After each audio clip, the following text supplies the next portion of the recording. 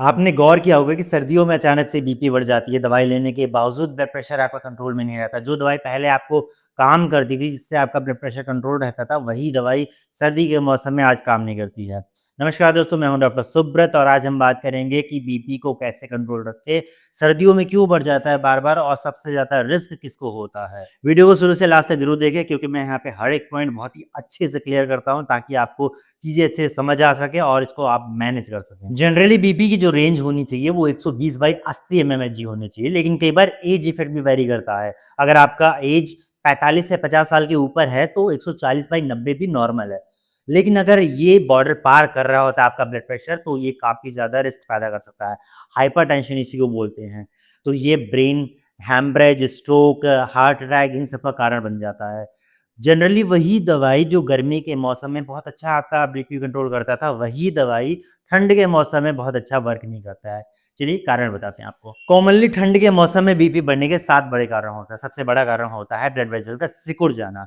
ठंड के मौसम में हमारी जो धमनियाँ होती हैं, हमारी जो नसें होती हैं, वो सिकुड़ना शुरू कर देती है, जिसके कारण उसके अंदर का जो होल होता है काफ़ी सकरा हो जाता है, छोटा हो जाता है, जिसके कारण से खून का दबाव बढ़ जाता है और हमारी बीपी इंक्रीज़ हो जाती है। दूसरा कारण होता है सिम्पैथेटिक नर्वस सिस्टम का ज़्यादा एक्टिव हो जाना। उसके कारण हमारा शरीर ठंड के मौसम में ना सर्वाइवल मोड में चला जाता है, जिसके कारण आपका हार्ट जो है तेज़ धड़कना शुरू कर देता है। उसके कारण से बीपी ऊपर चली जाती है। तीसरा बड़ा कारण होता है कि पसीना कम आना या फिर ना आना। पसीना कम आने से हमारे शरीर में सोडियम बाहर नहीं निकल पाता। हाँ, वही सोडियम जो नमक से हमें मिलता है, वो बाहर नहीं निकल पाता और ये सबसे बड़ा रीज़न बन जाता है हमारे शरीर में बीपी का बढ़ा देना। सोडियम बॉडी में जमना शुरू कर देता है और हमारी बीपी इंक्रीज़ हो जाती है। सर्दियाँ शुरू होते ही लोग अपनी फ़िज़िकल एक्टिविटी कम कर देते हैं, दौड़ना कम कर देते हैं और एक्सरसाइज़ कम कर देते हैं, वॉकिंग करना कम कर देते हैं, जिसके कारण से मोटापा बढ़ता है, वज़न बढ़ता है और बीपी इंक्रीज़ हो जाती है। 5वां कारण होता है विटामिन डी की कमी। जो धूप कम निकलती है, उस धूप के कम निकलने से हमारा शरीर जो है विटामिन डी का फ़ॉर्मेशन नहीं कर पाता। सूरज की रोशनी अब्ज़ॉर्ब नहीं कर पाता, जिसके कारण विटामिन डी का फ़ॉर्मेशन नहीं होता और बीपी रेगुलेशन बिगड़ जाता है। ठंड का मौसम शुरू होते ही हमें सर्दी, जुकाम, बुखार स्टार्ट हो जाता है, उसके कारण से कुछ सर्दी की दवाई जो कोल्ड की दवाई होती है, वो हमारी बीपी इंक्रीज़ कर देती है। ज़्यादा चाय, कॉफ़ी और शराब का सेवन जो लोग करते हैं, उनके अंदर भी बीपी ठंड के मौसम में स्पाइक हो जाती है। तो यही सारे कारण होते हैं बीपी के बढ़ने के, खासकर ठंडी के मौसम में। उन लोगों को ज़्यादा रिस्क होता है जो बीपी के पुराने पेशेंट हो, जो हार्ट पेशेंट हो, जिनकी उम्र 50 साल के ऊपर चल रही हो, जो डायबिटीज़ के पेशेंट हो और जो मोटापा से ग्रसित हो और उन लोग जो स्मोकिंग करते हैं।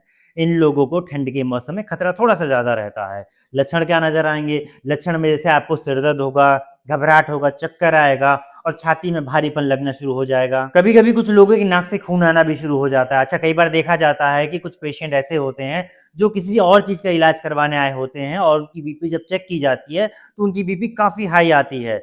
तो ऐसे लक्षण कई बार नज़र भी नहीं आते, जिसको हम साइलेंट किलर बोलते हैं। और अगर लगातार आपके अंदर बीपी बढ़ी रहती है तो इससे brain haemorrhage, kidney damage, heart attack और स्ट्रोक का खतरा आपके अंदर बना रहता है। चलिए अब इसके कारण लक्षण के बारे में समझ गए हैं, तो अब इसके इलाज पे आते हैं कि कैसे इसको हम कंट्रोल में रखें, वो भी ठंड के मौसम में। देखिए, कुछ देर पहले मैंने आपको कारण बताया था, बस वही कारण को आपको मॉडिफ़ाई करना है, उसी को आपको ठीक करना है, तो आपकी बीपी अपने आप ही रेगुलेट हो जाएगी। सबसे पहले तो आप अगर बीपी के पेशेंट हैं, तो आप बीपी को हफ्ते में 1 बार या 2 बार ज़रूर चेकअप करवाएँ, रेगुलेट करना बहुत ही ज़रूरी होता है। अच्छा, इसके बाद अगर अब आपका बीपी ठंड के मौसम में बहुत ही हाइक हो जा रही है, ऊपर चली जा रही है, तो आपको डेली निगरानी की ज़रूरत होती है, डेली बीपी चेक करवाएँ।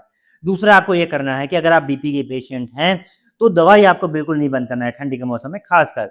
कई बार मैंने देखा है कि जिनको जो बीपी के पेशेंट होते हैं, वो दवाई खाने के बाद बीपी जब उनका नॉर्मल आ जाता है, तो दवाई बंद कर देते हैं, लेकिन ऐसा नहीं करना है।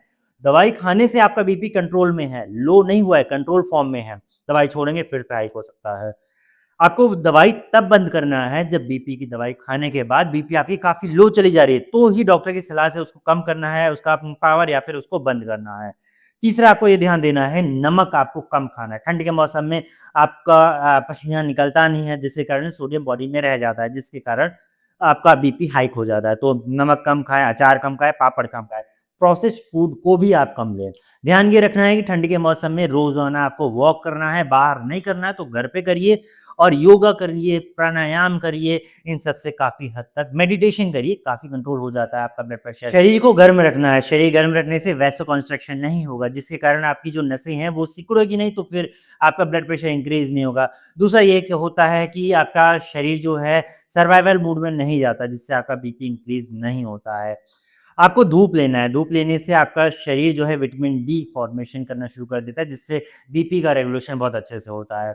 अगर आप ठंड के मौसम में आपको कुछ बीमारियाँ हो रही हैं, जैसे कॉमन कोल्ड हो रहा है, फ़ीवर हो रहा है या किसी तरह की फ्लू का इन्फेक्शन हो रहा है, तो आपको कोल्ड की जो दवाई है, वो ख़ासकर कई बार बीपी इंक्रीज़ करने का कारण बन जाती है, तो उसको डॉक्टर की सलाह से ही लें, तो ज़्यादा बेहतर होता है।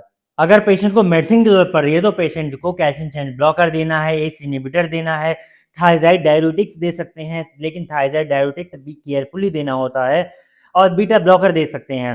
अच्छा, बीटा ब्लॉकर काफ़ी अच्छा काम करता है अगर पेशेंट को एंग्ज़ायटी इंड्यूस्ड बीपी राइज़िंग अगर हुआ हो, तो बहुत ही बेहतरीन वर्क करता है। आप कॉम्बिनेशन थेरेपी भी दे सकते हैं, जैसे कैल्शियम चैनल ब्लॉकर और एस इन्हिबिटर का कॉम्बिनेशन दे सकते हैं, या फिर कैल्शियम चैनल ब्लॉकर और थायज़ाइड डाययूरेटिक्स का कॉम्बिनेशन दे सकते हैं, या फिर कैल्शियम चैनल ब्लॉकर और बीटा ब्लॉकर का भी कॉम्बिनेशन दे सकते हैं। लेकिन ध्यान रखने वाली बात ये है, कभी भी आप सेल्फ मेडिकेशन ना करें, हमेशा डॉक्टर की सलाह से ही, डॉक्टर के प्रिस्क्रिप्शन से ही मेडिसिन का यूज़ करें तो बेहतर होता है। आपके घर में भी अगर बीपी का कोई मरीज़ हो तो आपको एक्स्ट्रा केयरफुल रहना बहुत ज़रूरी होता है। ठंड के मौसम में अगर किसी का बीपी इंक्रीज़ हो जा रहा है बार-बार, तो वीडियो को ज़रूर उन तक शेयर करें। वीडियो पसंद आया तो वीडियो को लाइक करें। अगर आपने अभी तक चैनल को सब्सक्राइब नहीं किया है, तो चैनल को सब्सक्राइब ज़रूर करें, क्योंकि मैं यहाँ पे कई सारी मेडिकल इन्फॉर्मेशन आपकी बीमारियों के बारे में यहाँ पे बताता रहता हूँ, और बहुत ही आसान भाषा में। मिलते हैं नेक्स्ट वीडियो में, तब तक के लिए नमस्कार, थैंक यू।